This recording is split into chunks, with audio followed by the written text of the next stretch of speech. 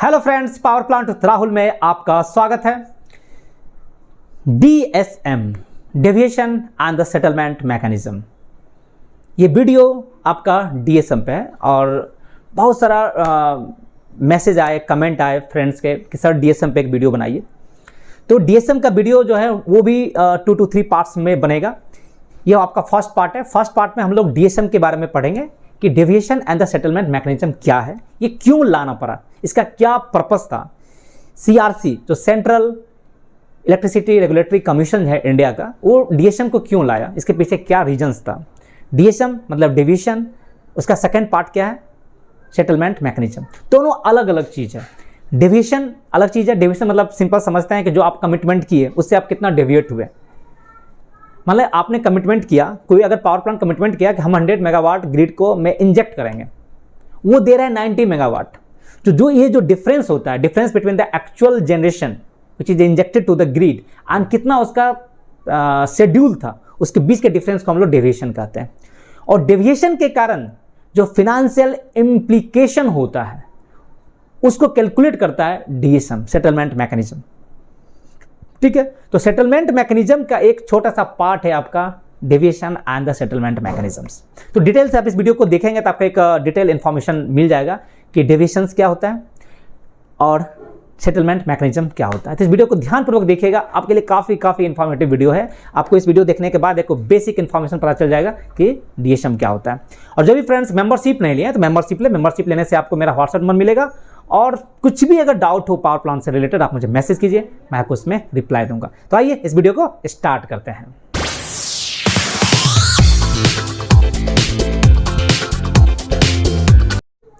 तो फ्रेंड आइए हम लोग DSM को डिटेल में डिस्कस करते हैं कि DSM क्या होता है। DSM मतलब क्या होता है, deviation and the settlement mechanism. देखिए DSM का 2 पार्ट है, ध्यान से समझिएगा। DSM का 2 पार्ट है, एक पार्ट आपका डेविएशन है, दूसरा पार्ट आपका सेटलमेंट मैकेनिज्म है। तो डेविएशन फर्स्ट पार्ट है, सेकंड पार्ट आपका सेटलमेंट मैकेनिज्म है। तो at first you discuss about the deviation, what is deviation, deviation क्या है। फिर इसके बाद हम लोग पढ़ेंगे कि सेटलमेंट मैकेनिज्म क्या है। अब देखेंगे फ्रेंड कि सेटलमेंट मैकेनिज्म में आपका बहुत सारा जितना भी financial transaction which is related to the electricity trading है वो सब आता है आपका सेटलमेंट मैकेनिज्म में। लेकिन DSM में ऐसा सेटलमेंट है, ऐसा फाइनेंशियल ट्रांजैक्शन है जो कि which is related to the deviation.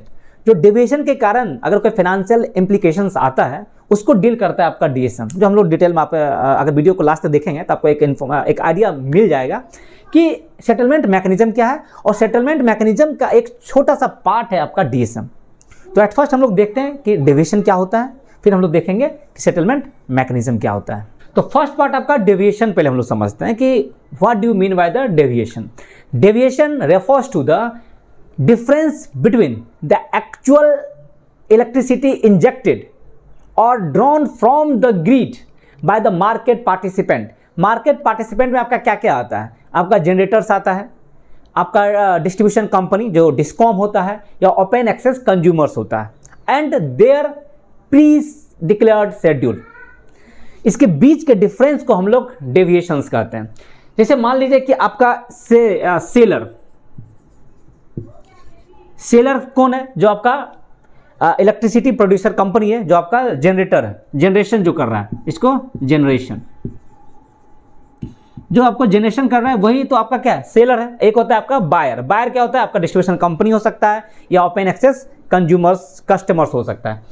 तो आपका सेलर का डेविएशन अगर हम लोग निकालेंगे तो डेविएशन ऑफ द सेलर, तो इसका क्या है कि एक्चुअल इलेक्ट्रिसिटी कितना इंजेक्टेड कर रहा है, एक्चुअल इलेक्ट्रिसिटी इंजेक्टेड मतलब कितना ग्रिड में पावर सप्लाई ये कर रहा है, माइनस प्री डिक्लेयर्ड शेड्यूल कितना था।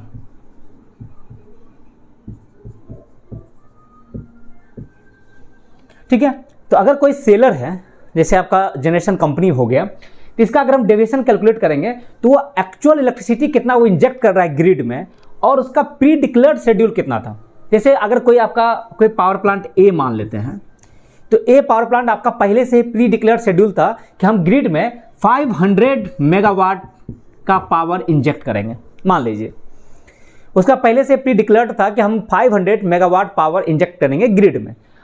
अगर वो एक्चुअल में इलेक्ट्रिसिटी अगर इंजेक्ट कर रहा है, मान लीजिए 520 मेगावाट, मान लीजिए 520 मेगावाट अगर इंजेक्ट कर रहा है, तो ये क्या हुआ, ये डेविएट हो गया, अपना जो प्री डिक्लेयर्ड शेड्यूल से क्या हुआ, डेविएट हो गया। तो इसी को हम लोग कहते हैं डेविएशन। डेविएशन मतलब क्या होता है कि actual difference between the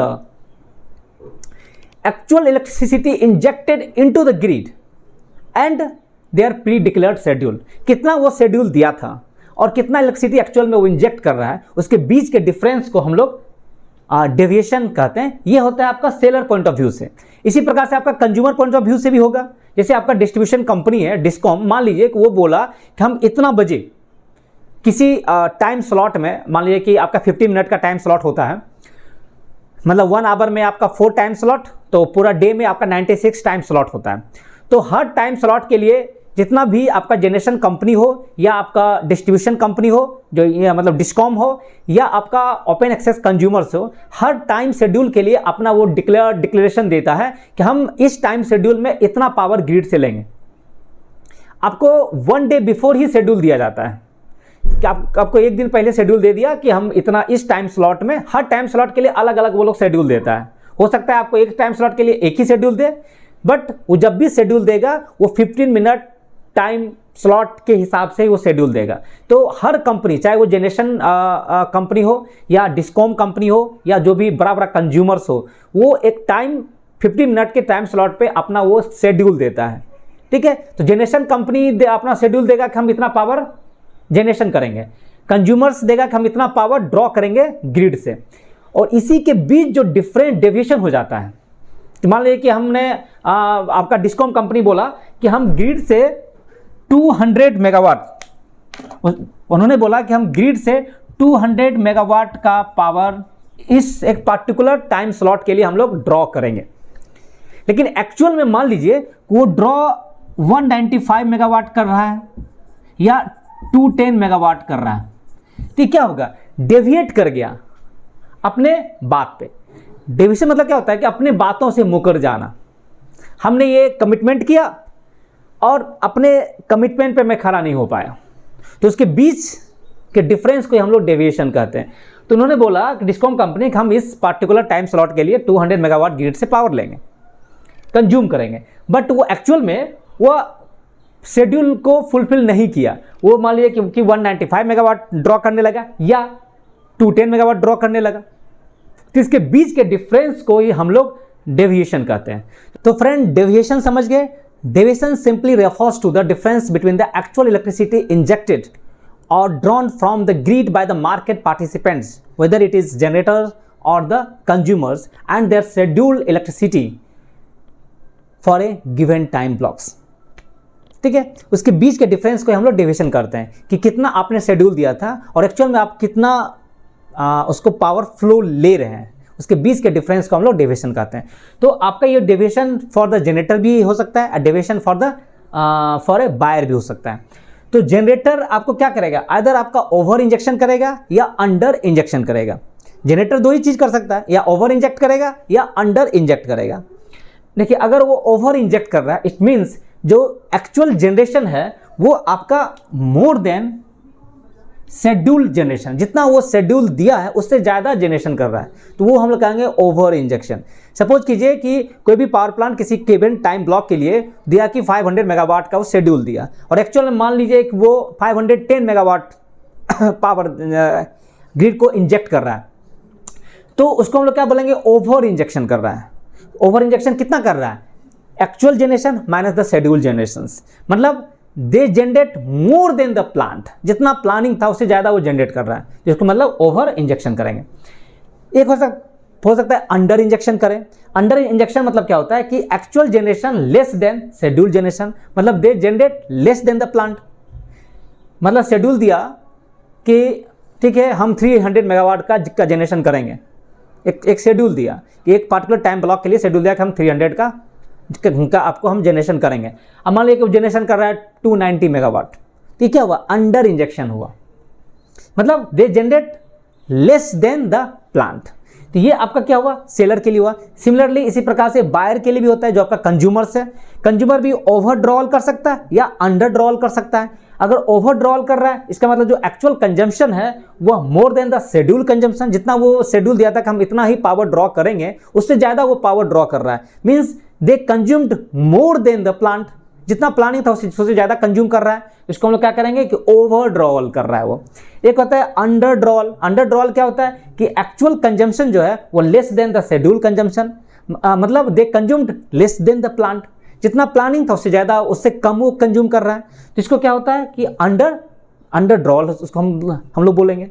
okay, तो ये जो डेविएशन जो है ये क्यों हम लोग मेजर करते हैं, कितना नेसेसरी क्यों है कि ठीक है भाई, अगर कोई पावर प्लांट 200 मेगावाट का इंजेक्शन करने का प्रॉमिस किया था कि एक पार्टिकुलर टाइम स्लॉट में हम 200 मेगावाट इंजेक्ट करेंगे ग्रिड में, ठीक है, 195 ही दिया तो क्या प्रॉब्लम हो सकता है, या 210 ही दे दिया तो क्या प्रॉब्लम हो सकता है। या कोई आपका, अगर आप कंज्यूमर पॉइंट ऑफ व्यू से आप सोचिए कि ठीक है कि अगर आप का कोई भी कंज्यूमर या डिस्कॉम कंपनी बोला कि हम इस पार्टिकुलर टाइम ब्लॉक पे हम 200 मेगावाट पावर ग्रिड से लेंगे, ड्रॉ करेंगे, और मान लीजिए कि उस पार्टिकुलर टाइम ब्लॉक के लिए वो 210 मेगावाट ड्रॉ कर लिया, तो क्या प्रॉब्लम हो सकता है। तो इसको ध्यान से ज़रा समझिएगा कि जितना भी हम लोग का पावर प्लांट है वो सब क्या है कि ग्रिड से कनेक्टेड है। जो भी हम लोग पावर ट्रांसफ़र करते हैं, पावर प्लांट क्या होता है, आपका सेलर होता है, वो अपना पावर ग्रिड को देता है। ग्रिड से जितना भी डिस्ट्रीब्यूशन कंपनी है या कंज्यूमर्स है वो ग्रिड से पावर लेता है। बीच में आपका क्या है, ग्रिड है, आपका एक ट्रांसमिशन लाइन है, ट्रांसमिशन लाइन के थ्रू पावर कंपनी पावर को सप्लाई करती है, और जहाँ भी इसका रिक्वायरमेंट है वहाँ से वो लोग अपना यूज़ कर लेता है। तो ये जो इलेक्ट्रिसिटी ग्रिड है आपस में सब क्या है, इंटरकनेक्टेड है, to form a large interconnected grids.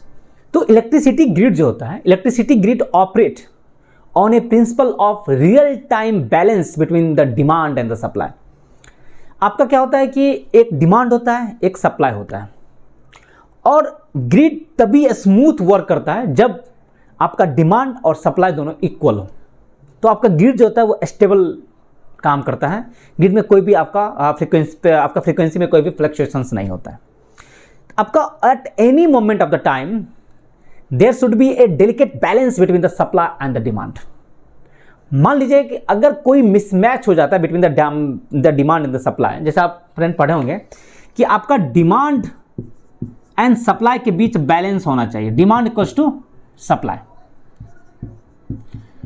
तो मान लीजिए कि उस ग्रिड में मान लीजिए कि 100 मेगावाट का आपका डिमांड है और जनरेशन कंपनी जो है 100 मेगावाट ही सप्लाई कर रही है। तो बहुत आइडियल कंडीशन है, और इस कंडीशन में आपका ग्रिड बहुत स्मूथ ऑपरेशन होता है, रिलायबल ऑपरेशन करेगा, और फ्रीक्वेंसी भी आपका स्टेबल रहता है।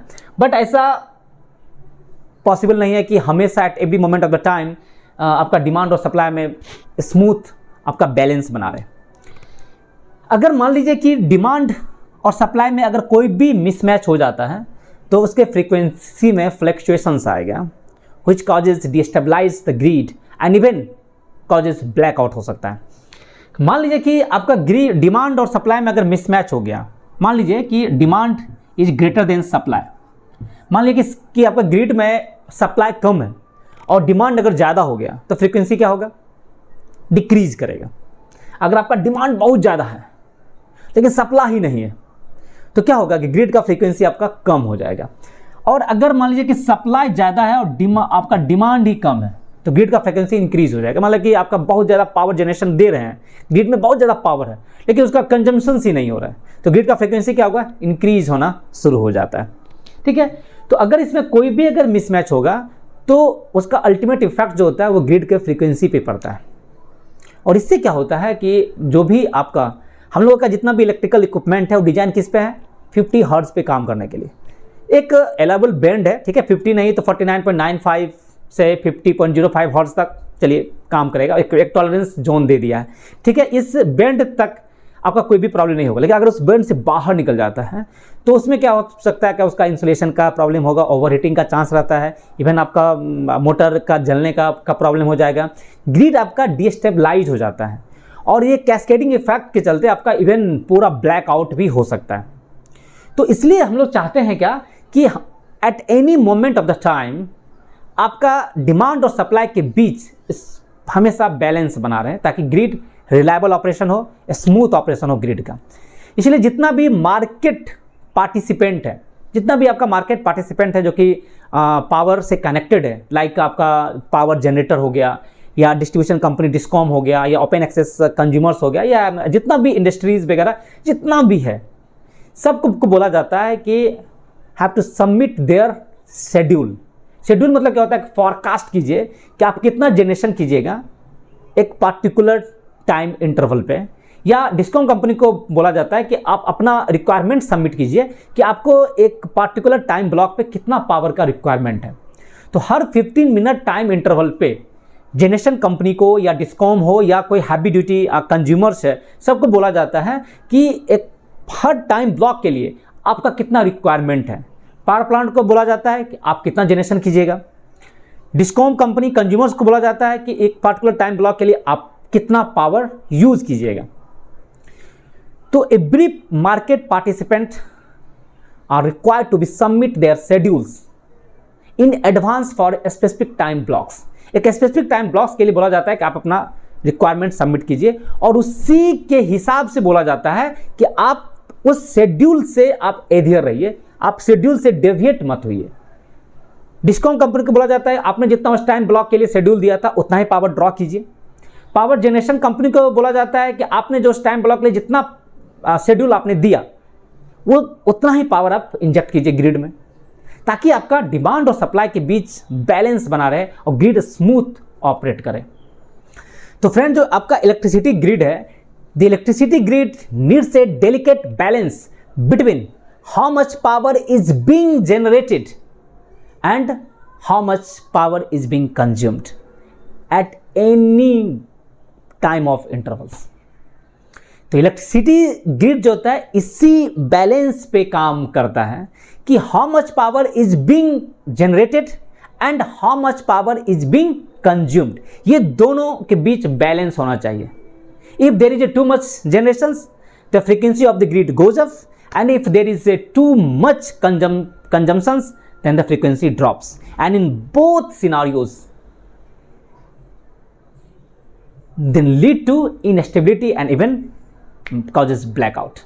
ये दोनों जो सिनारियो जो है ना ग्रिड के लिए बड़ा गड़बड़ सिचुएशंस होता है। तो at any moment of the time there should be a delicate balance between supply and the demand। इसलिए जितना भी मार्केट पार्टिसिपेंट्स हैं, चाहे वो आपका पावर जनरेटर्स हो, डिस्कॉम कंपनीज हो एंड लार्ज कंज्यूमर्स हैं, तो to maintain this balance the power generators and the large consumers submit a schedule of how much power they intended to inject और drawn from the grid at any given time intervals. 50 minute time blocks में चाहे schedule देते हैं, चाहे वो power plant हो या आपका हैवी ड्यूटी कंज्यूमर्स हो, जो भी लार्ज कंज्यूमर्स हो, वो सभी अपना शेड्यूल देते हैं। वो भी एडवांस में शेड्यूल देते हैं, एक दिन पहले ही आपको शेड्यूल जो है दे देंगे कि हमको इस टाइम इंटरवल में टोटल एक दिन का 96 टाइम ब्लॉक होता है। मीन्स 50 मिनट का एक टाइम ब्लॉक होता है, तो 1 आवर का 4 ब्लॉक, इस पर 24 आवर्स का 96 block. Her 90 each and every time blocks के लिए, मतलब टोटल 96 ब्लॉक्स के लिए जितना भी मार्केट पार्टिसिपेंट है, चाहे वो पावर प्लांट हो, डिस्ट्रीब्यूशन कंपनीज हो, या ओपन एक्सेस मार्केट कंज्यूमर्स हो, लार्ज कंज्यूमर जो भी है, सभी अपना शेड्यूल देते हैं कि हम इतना ही पावर जनरेट करेंगे या इतना ही पावर हम ड्रॉ करेंगे फ्रॉम द ग्रिड। और यहीं पे आपका DSM comes into the picture. तो डीएसएम मैकेनिज्म आपको यहीं पे एक्शन में आता है, जो कि इसी चीज को देखता है कि शेड्यूल कितना था, एक्चुअल पावर फ्लो कितना हो रहा है, इसके बीच जो डेविएशंस आ रहा है, इसी को कंट्रोल करता है आपका डीएसएम। तो समझ गए डीएसएम मैकेनिज्म क्या है? डीएसएम मैकेनिज्म क्या है कि कोई भी मार्केट पार्टिसिपेंट कितना आपका शेड्यूल दिया और एक्चुअल में कितना पावर वो फ्लो कर रहा है, इसके बीच जो भी आपका डेविएशंस आ रहा है, इसी को देखता है आपका डीएसएम आपका।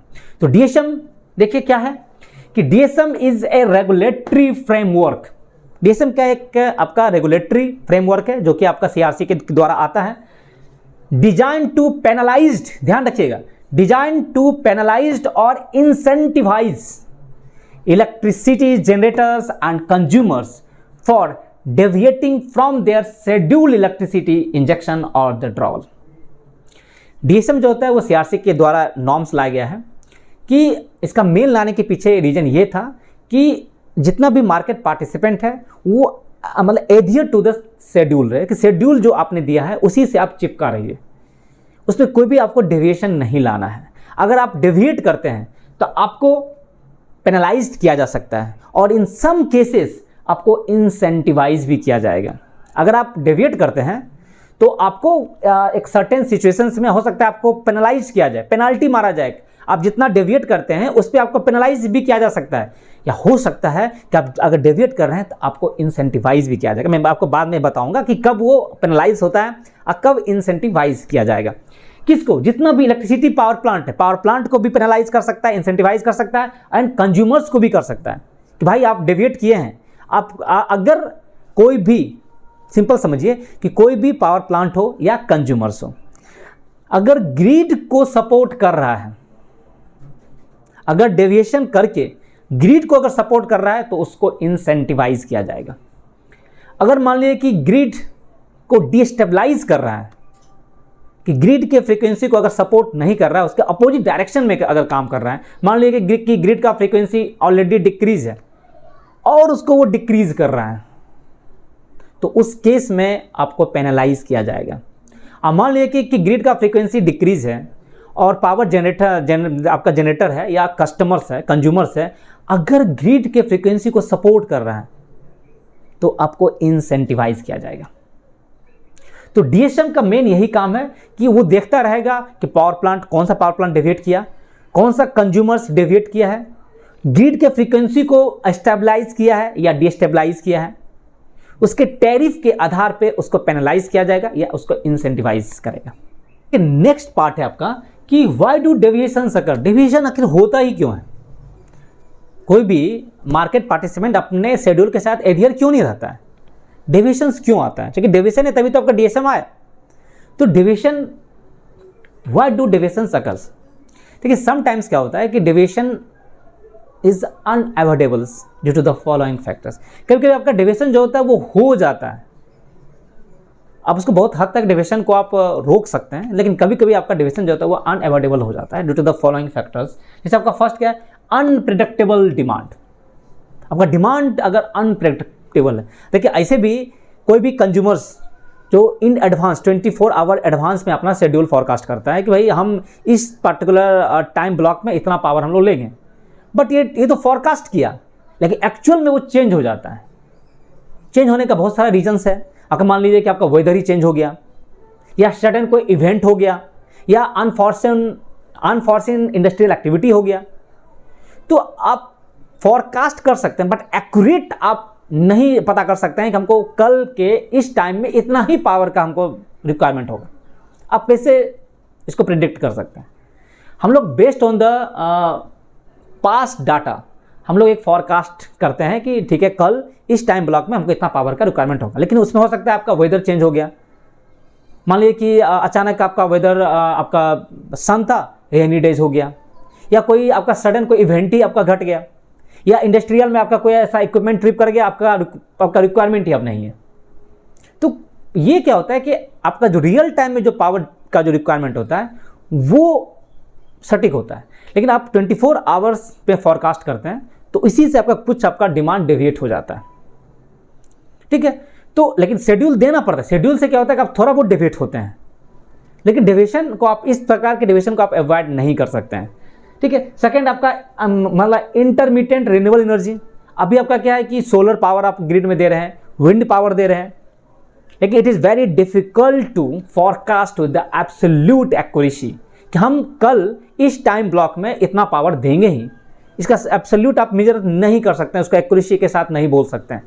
मान लीजिए कि आपका सोलर है, विंड है, टोटली क्या होता है नेचर्स पे डिपेंड करता है। मान लीजिए कि आज आपने बोला कि कल 3 से 4 बजे के बीच में हम 300 मेगावाट सोलर देंगे, मान लेते हैं।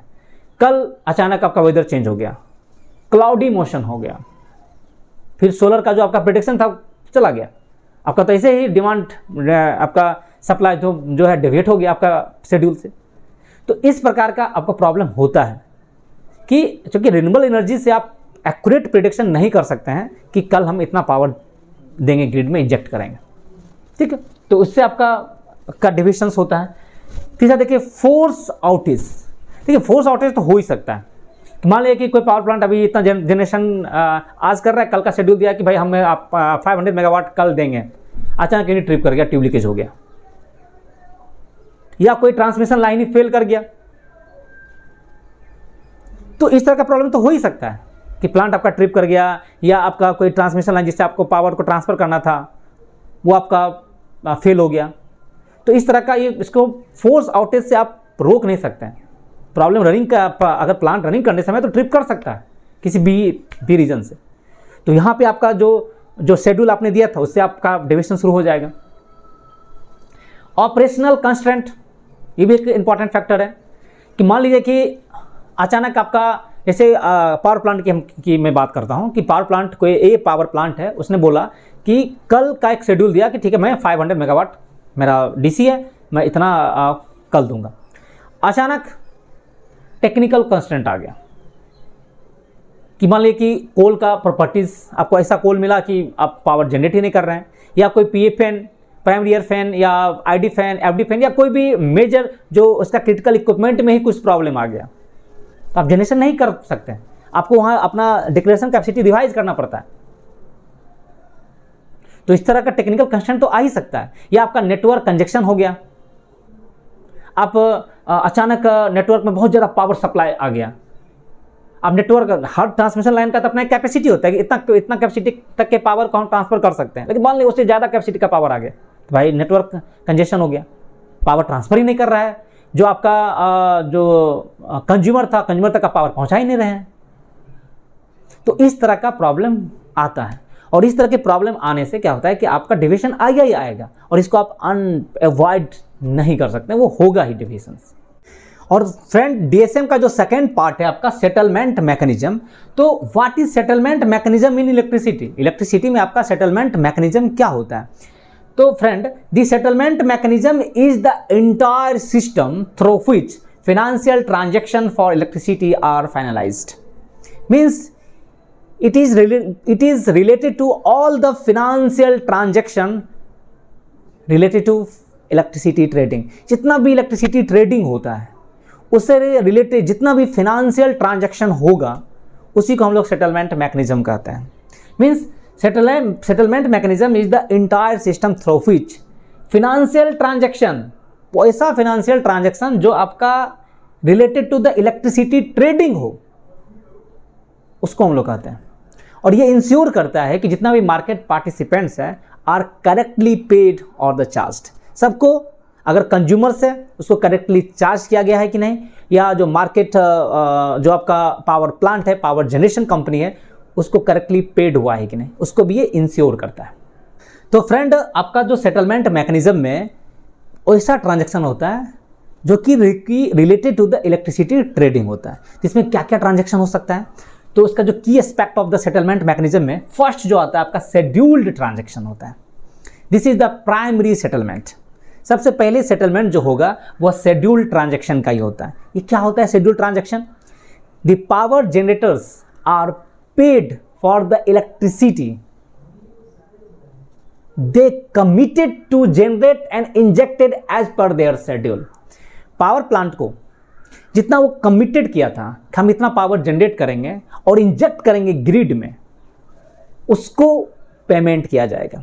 एंड द बायर, जो कंज्यूमर्स होता है, pay for the electricity they committed to draw from their schedule at the mutually agreed contract rate और मार्केट डिटरमाइंड प्राइस, जो आपका डे अहेड मार्केट होता है। देखिए सिंपल समझिए, शेड्यूल ट्रांजैक्शन क्या होता है कि मान लीजिए कि कोई भी मान लेते हैं ए कोई पावर प्लांट है, वो आपका एग्रीड किया था कि हम 100 मेगावाट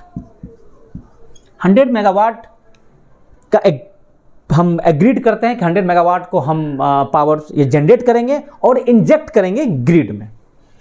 बी जो है कंज्यूमर्स है, वो अपना शेड्यूल दिया था कि हम 80 मेगावाट ग्रिड से ड्रॉ करेंगे, मेरा ये शेड्यूल है। तो सबसे पहले जो होगा वो शेड्यूल ट्रांजैक्शन होगा कि भाई आप एक्चुअल में आप कितना, जैसे ए 100 मेगावाट का शेड्यूल दिया था और एक्चुअल में कितना भी जनरेट कर रहा था डजेंट मैटर, उसको सबसे पहले 100 मेगावाट का उसको पेमेंट किया जाएगा। उसको 100 मेगावाट का उसको चूंकि वो एग्रीड किया था कि हम इतना जनरेट करेंगे और इंजेक्ट करेंगे ग्रिड में, और बी को 80 मेगावाट जो ये अपना शेड्यूल दिया था कि हम इतना ड्रॉ करेंगे, मेरा शेड्यूल ड्रॉ था, इतना को उसको पेमेंट करना होगा। किस रेट पे? जो इस दोनों के बीच जो म्यूचुअली एग्रीड कॉन्ट्रैक्ट हुआ होगा या मार्केट डिटरमाइंड प्राइस जो आपका डे अहेड मार्केट है, उस रेट के हिसाब से ए को पेमेंट किया जाएगा, बी से पेमेंट लिया जाएगा। ये आपका होता है शेड्यूल ट्रांजैक्शन। अभी इसके बाद का सेकंड पार्ट हम लोग डेविएशन सेटलमेंट के बारे में पढ़ेंगे कि आपका डेविएशन चार्जेस क्या होता है। पहले तो दोनों को जो भी आपका शेड्यूल था उतना उसको पेमेंट कर दिया गया। फ्रेंड्स, सेकंड जो इसका ट्रांजैक्शन होता है वो डेविएशन चार्जेस और द पेमेंट। देखिए डीएसएम इसके लिए ही बना है। डेविएशन जो डीएसएम जो होता है वो सिर्फ डेविएशन के द्वारा जो भी फाइनेंशियल ट्रांजैक्शन होगा उसको सिर्फ डील करता है आपका डीएसएम। डीएसएम आपका शेड्यूल ट्रांजैक्शन को डील नहीं करेगा। डीएसएम जो होता है वो सिर्फ वैसे फाइनेंशियल ट्रांजैक्शन को डील करेगा कि जो कि डेविएशन के द्वारा आया है। सेटलमेंट मैकेनिज्म आपका ब्रॉडर कंसेप्ट है, बहुत बड़ा कंसेप्ट है, और डीएसएम उसका एक छोटा सा पार्ट है ना। सेटलमेंट मैकेनिज्म में बहुत सारा ट्रांजैक्शन आएगा जो हम लोग अभी हम देख रहे हैं, लेकिन डीएसएम जो होगा वो सिर्फ डेविएशन चार्जेस एंड पेमेंट को सिर्फ डील करेगा। डीएसएम आपका शेड्यूल ट्रांजैक्शन, क्या आपका शेड्यूल था उसके हिसाब से पेमेंट आपको कितना मिलना है उसको मतलब नहीं। डीएसएम सिर्फ डील करता है डेविएशन के द्वारा आपको कितना फाइनेंशियल पेनाल्टी लग रहा है या फाइनेंशियल आपको पेमेंट करना है, तो इसके लिए आपका डीएसएम आया। देखिए any deviation from the schedule are subjected to the specific charges और the payment based on the grid frequency and the direction of the deviations. देखिए आपका जितना शेड्यूल था उससे कितना आप डेविएट हुए हैं उस पे आपको हो सकता है पेनाल्टी मारे या उस पे आपको इंसेंटिव भी मिले। वो डिपेंड करता है कि ग्रिड का फ्रीक्वेंसी क्या था और डायरेक्शन ऑफ द डेविएशन आपका क्या था। बाद में आपको इसको एग्जांपल से समझाऊंगा इसको डिटेल से कि डेविएशन से बड़ा अजीब लग रहा हो कि डेविएट जब कर रहा है तो फिर उसको कभी पेनाल्टी लग रहा है कभी इंसेंटिव भी मिल रहा है। तो ध्यान रखिए, जब डेविएशन ग्रिड के फ्रीक्वेंसी को सपोर्ट करेगा वैसे डेविएशन पे आपको इंसेंटिव मिलेगा। जब डेविएशन ग्रिड के फ्रीक्वेंसी को और डिस्टेबलाइज करेगा उस पे आपको पेनलाइज्ड किया जाएगा। सिंपल, मैं आपको डिटेल से फिर समझाऊंगा। तो सेकेंड आपका ट्रांजैक्शन चार्जेस क्या होगा? डेविएशन चार्जेस और द पेमेंट, और ये डीएसएम सिर्फ इसको डील करता है। फ्रेंड, थर्ड टाइप का जो आपका फाइनेंशियल ट्रांजैक्शन होता है आपका एंसिलरी सर्विस चार्जेस। देखिए these are the charges for the service, like आपका एजीसी जो भी आ गया, सेकेंडरी रिस्पांस एंसिलरी सर्विस हो गया, या टर्सरी रिस्पांस एंसिलरी सर्विस हो गया, जो कि रिजर्व पावर को यूज करता है, जैसे आपका रिएक्टिव पावर सपोर्ट हो गया। तो इस तरह के सर्विस के लिए अलग से आपको पेमेंट दिया जाता है, और इस प्रकार के सर्विस का भी बड़ा इंपॉर्टेंट रोल होता है in order to maintain the grid stable. Grid की स्टेबिलिटी को मेंटेन करने के लिए भी इस तरह के सर्विस का रिक्वायरमेंट होता है। और इस तरह के सर्विस को, जैसे आपका एसआरएस प्रोवाइडर है, उसको आपका ऑटोमेटिक जनरेशन कंट्रोल आपने पढ़ा है, उसमें एसआरएस प्रोवाइडर को इंसेंटिव मिलता है कि भाई आपका आपने ग्रिड के फ्रीक्वेंसी को स्टेबल बनाने में हेल्प किया तो आपको एक इंसेंटिव दिया जाएगा। तो उस प्रकार का भी आपका फाइनेंशियल ट्रांजैक्शन होता है जिसको हम लोग एंसिलरी सर्विस चार्जेस कहते हैं। इस प्रकार का ये ऐसा सर्विस है जो कि ग्रिड को स्टेबल बनाने में आपको सपोर्ट करता है, आपको हेल्प करता है। तो उस प्रकार के सर्विस के लिए भी एक अलग से चार्ज दिया जाता है आपको पावर प्लांट को, जिसको हम लोग एंसिलरी सर्विस चार्जेस कहते हैं, मतलब that usages the reserve power of the power plant.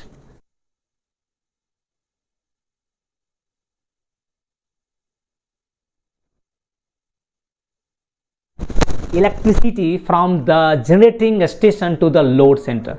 जैसे आपका पावर प्लांट मान लीजिए यहाँ पे है, मान लेते हैं ए, लोड सेंटर मान लीजिए यहाँ पे है। तो जनरेटिंग स्टेशन को लोड सेंटर से कौन कनेक्ट करता है? आपका एक ट्रांसमिशन नेटवर्क होता है, तार होता है, एक ट्रांसमिशन नेटवर्क के थ्रू हम लोग पावर का ट्रांसफ़र करते हैं फ्रॉम ए टू बी। ठीक है, तो ये जो ट्रांसमिशन लाइन है, ट्रांसमिशन नेटवर्क हम लोग जो यूज़ करते हैं, इसका भी आपको पेमेंट करना होता है। और ये पेमेंट कौन करता है? बायर जो होता है। ये आपका जो बायर है, इसको पेमेंट करना होता है कि आप यहाँ से पावर जो है फ्रॉम ए टू बी गया है, तो ये ट्रांसमिशन नेटवर्क का यूज़ हुआ है, तो इसके लिए आपको ट्रांसमिशन चार्ज चेक लगता है। और इस प्रकार का भी हम लोग कैलकुलेशन करते हैं अंडर द सेटलमेंट मैकेनिज्म्स। फिर आपको इसमें आता है reactive power charges, charges for the injection और absorption of the reactive power which is essential for maintaining the voltage stability. Grid के वोल्टेज को स्टेबल रखने के लिए आपको रिएक्टिव पावर का बड़ा इंपॉर्टेंट काम होता है। Active power, reactive power and apparent power, मैंने एक सेपरेट वीडियो बनाया डिटेल से कि what is the difference between the active power, reactive power and the apparent power. आप उस वीडियो को देखें, आपके लिए काफ़ी इन्फॉर्मेटिव रहेगा। तो रिएक्टिव पावर अगर आपका सिस्टम में बहुत ही कम है तो ग्रिड का वोल्टेज आपका घट जाएगा। अगर सिस्टम में रिएक्टिव पावर बहुत ज़्यादा है तो आपका क्या होगा? ग्रिड का वोल्टेज बढ़ जाएगा। तो ग्रिड के वोल्टेज को मेंटेन रखने के लिए, ग्रिड के वोल्टेज को स्टेबल रखने के लिए आपका रिएक्टिव पावर चाहिए। और रिएक्टिव पावर, जितना भी पावर प्लांट है वो आइदर रिएक्टिव पावर को कंज्यूम करेगा, एब्जॉर्ब करेगा, या रिएक्टिव पावर को इंजेक्ट करेगा इनटू द ग्रिड। तो इसके लिए भी अलग से रिएक्टिव पावर चार्जेस देना पड़ता है। तो इस टाइप का भी हम लोग कैलकुलेशन करते हैं। तो फ्रेंड, सेटलमेंट मैकेनिज्म के तहत हम लोग इतना सारा ट्रांजैक्शन चार्जेस का हम लोग कैलकुलेशन करते हैं। तो सेटलमेंट मैकेनिज्म क्या हो गया कि all type of the transaction related to the electricity trading, electricity trading के कारण जितना भी टाइप का ट्रांजैक्शन होता है उस सब का कैलकुलेशन जो हम लोग करते हैं वो आपका सेटलमेंट मैकेनिज्म के थ्रू करते हैं। ठीक है, बट डीएसएम जो होता है, जो deviation and the settlement mechanism जो होता है, is part of the overall settlement mechanism. Overall settlement mechanism का एक छोटा सा पार्ट है आपका डीएसएम, जो specially dealing with the financial implication of deviation, जो सिर्फ डील करता है वैसा फिनेंशियल इम्प्लीकेशन को जो कि डेविएशन के द्वारा आया है। फ्रेंड, ऑब्जेक्टिव ऑफ डीएसएम क्या है? डीएसएम के लाने के पहले फ्रेंड हम लोग देखते हैं कि objective of DSM, deviation and the settlement mechanism का ऑब्जेक्टिव क्या है? तो फर्स्ट है मेंटेन ग्रिड स्टेबिलिटी। कैसे? By discouraging deviation it helps to maintain the grid frequency within the safe limit. इसका मेन इंपॉर्टेंट काम है कि जितना भी डेविएशन है उसको डिस्करेज करना, उसको पेनाल्टी लगा के उसको डिस्करेज करना, कि ताकि हर कोई पावर प्लांट हो या कंज्यूमर्स हो कि adhere to their scheduled power demand और द जनरेशन और द ड्रॉवल, ताकि आपका ग्रिड का फ्रीक्वेंसी जो है वह स्टेबल रहे and keep with in the safe limit रहे। तो उसको वो डिस्करेज करता है। सेकेंड पॉइंट है इसका कि प्रमोट डिसिप्लिन। देखिए, it encourage the market participant whether it is power plant और the consumers to accurately forecast their generation and the consumption. ये प्रमोट करता है कि पावर प्लांट को कि भाई आप अपना जो फॉरकास्ट है उसको एक्यूरेटली, एक्यूरेसी के साथ उसको आप फॉरकास्ट कीजिए, और कंज्यूमर्स को भी बोलता है कि आप एक्यूरेटली फॉरकास्ट कीजिए ताकि आपका डेविएशन ही ना हो। फ्रेंड, जो थर्ड डीएसएम का जो इंपॉर्टेंट ऑब्जेक्टिव है कि इंसेंटिवाइज ग्रिड सपोर्ट। इसमें क्या है कि reward entities for deviating from their schedule in such that helps maintain grid stability, कि ऐसे एंटिटीज को रिवार्ड कीजिए जो अपने शेड्यूल से डेविएट तो हुए हैं इस प्रकार से कि ग्रिड के स्टेबिलिटी में हेल्प किया है। जैसे कि मान लीजिए कि आपका ग्रिड का फ्रीक्वेंसी लो है, ध्यान से समझिएगा कि मान लीजिए कि ग्रिड का फ्रीक्वेंसी आपका 49.85 हर्ट्ज हो गया। ठीक है, अगर कोई पावर प्लांट अगर ओवर इंजेक्शन कर रहा है उस समय, अगर कोई पावर प्लांट अपने शेड्यूल से डेविएट होके अगर ओवर इंजेक्ट कर रहा है तो अल्टीमेट क्या करेगा? वो ग्रिड के फ्रीक्वेंसी को स्टेबल रखने का में हेल्प करेगा। कि ग्रिड का फ्रीक्वेंसी कम क्यों हुआ है? कि आपका सप्लाई कम है, डिमांड ज़्यादा हो गया, मीन्स आपका ग्रिड में सप्लाई कम हो रहा है और कंजम्पशन बहुत ज़्यादा ड्रॉ हो रहा है, तो ग्रिड का फ्रीक्वेंसी लो हो रहा है। और उस कंडीशन में अगर कोई पावर प्लांट ओवर इंजेक्शन करेगा, डेविएट फ्रॉम द शेड्यूल हो जाएगा, ओवर इंजेक्ट करके आपको सप्लाई को बढ़ा रहा है, ग्रिड में जो आपका सप्लाई है उसको बढ़ा रहा है, तो अल्टीमेटली क्या कर रहा है, डेविएट तो हो रहा है बट वो फ्रीक्वेंसी ग्रिड के फ्रीक्वेंसी को स्टेबिलिटी करने में हेल्प कर रहा है, helps maintain the grid stability. तो उस केस में इस पावर प्लांट को, चूंकि डेविएट तो हुआ है बट इसको इंसेंटिवाइज किया जाएगा। या कोई ऐसा कंज्यूमर्स या कोई ऐसा डिस्कॉम मान लेते हैं जो कि अंडर ड्रॉल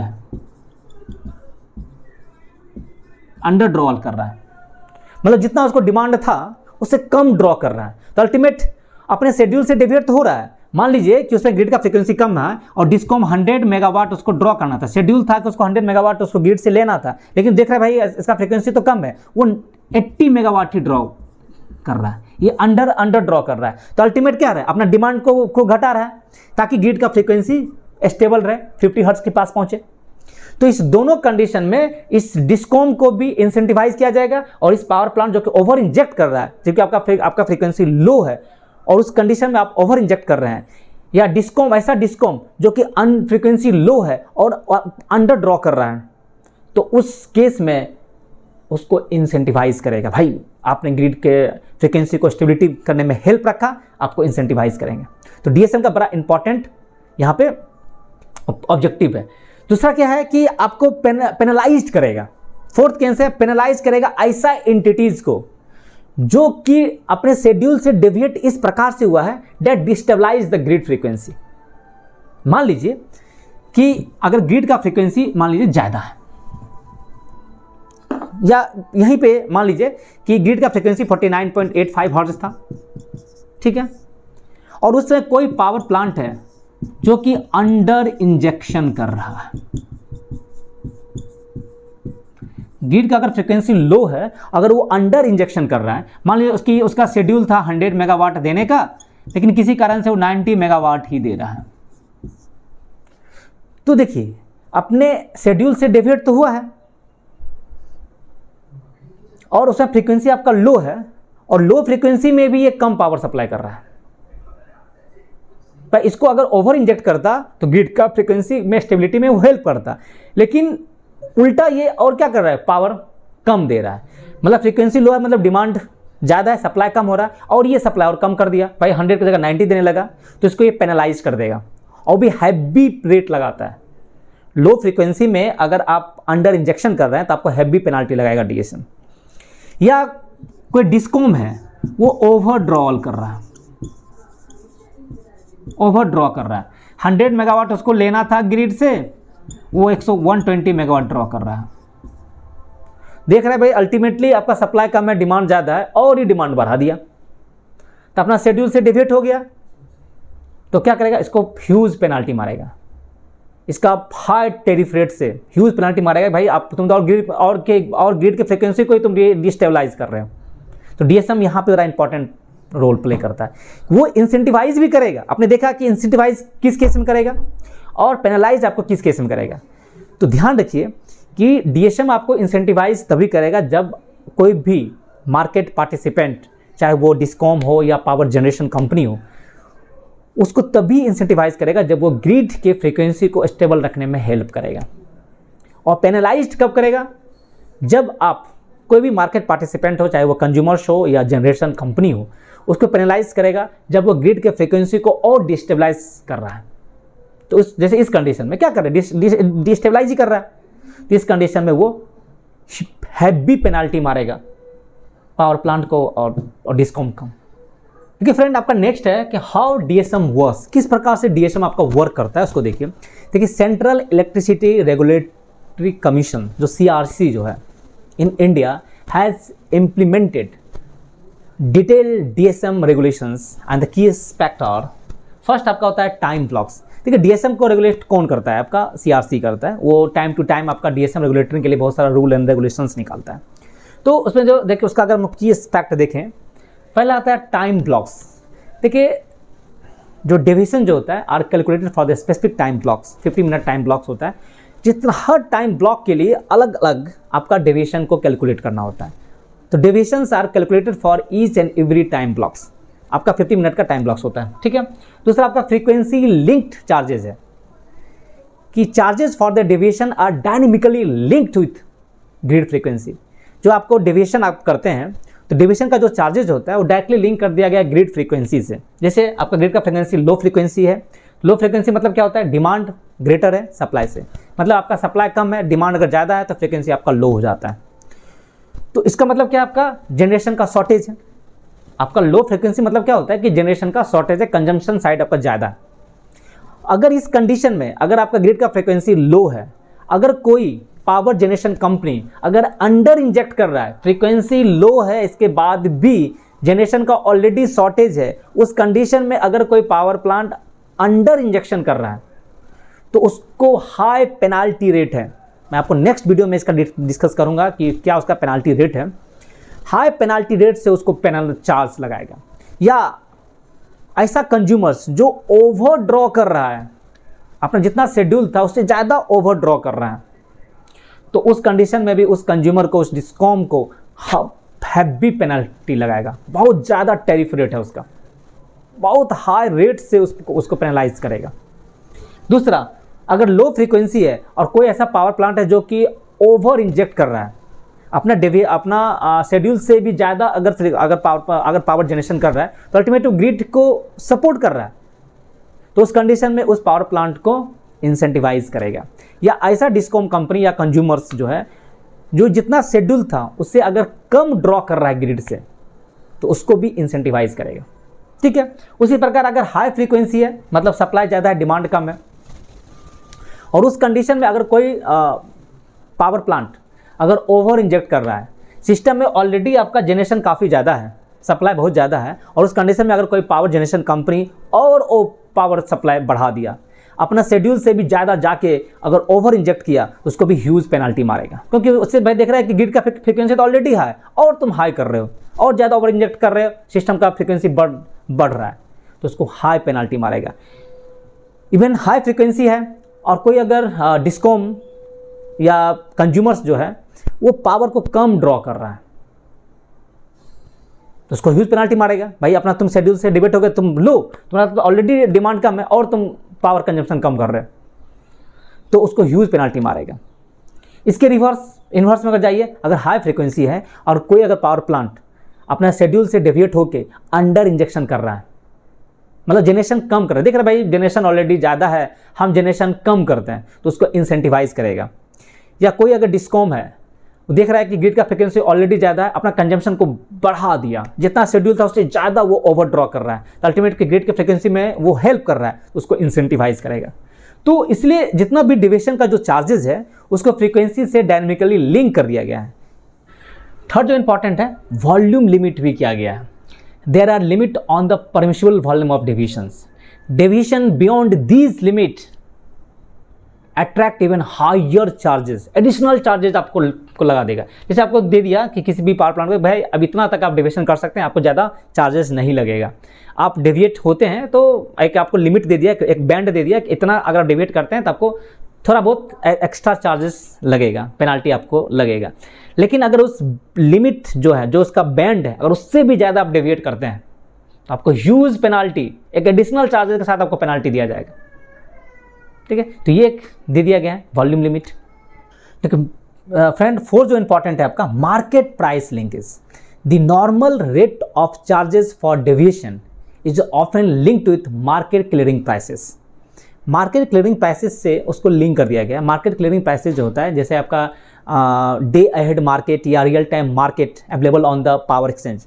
आपका डे अहेड मार्केट एक होता है रियल टाइम मार्केट प्राइस जो होता है, और इसके साथ साथ एंसिलरी सर्विस चार्जेस, इसके साथ उसको लिंक कर दिया गया है। This reflect that the deviation charges deviation charges होता है reflect the actual cost of the grid balancing.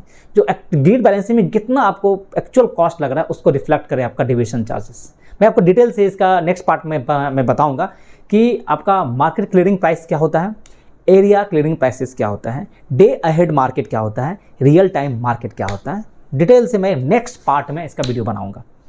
तो फ्रेंड, इस पार्ट में आपने देखा कि deviation and the settlement mechanism क्या है, डेविएशन क्या होता है एंड सेटलमेंट मैकेनिज्म क्या होता है, इसका ऑब्जेक्टिव ऑफ डीएसएम क्या है, डीएसएम किस प्रकार से वर्क करता है। तो एक आपको एक ओवरऑल एक आइडिया मिल गया होगा कि डीएसएम क्या होता है। नेक्स्ट पार्ट में फ्रेंड मैं आपको बताऊंगा कि day ahead market and the real time market क्या होता है। एग्जाम्पल के तहत मैं आपको बताऊंगा कि डे अहेड मार्केट क्या होता है एंड रियल टाइम मार्केट क्या होता है, जो आपको पावर एक्सचेंज में होता है। फिर उसके बाद जो सेकंड थर्ड पार्ट जो मैं बताऊंगा कि what is the difference between the market clearing price and the area clearing price, क्यों एरिया क्लियरिंग प्राइस लाने का नौबत पड़ गया, और मार्केट क्लियरिंग प्राइस क्या चीज़ है, दोनों में क्या बेसिक डिफरेंस है, मैं आपको इसमें डिस्कस करूंगा। तो इस वीडियो को अगर पसंद आया हो तो लाइक, सब्सक्राइब और शेयर करना ना भूलें। Thank you.